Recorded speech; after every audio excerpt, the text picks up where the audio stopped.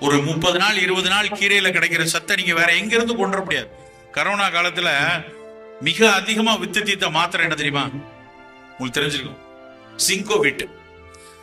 நேற்று பேப்பர்ல வந்திருக்கு. நேற்று பேப்பர்ல உலகத்துல இருக்கக்கூடிய எல்லா, அதாவது இந்தியாவில் இருக்கக்கூடிய, இந்தியாவில் அதிகமா விற்கிற மாத்திரை வந்து டயபெட்டிக் மாத்திரை.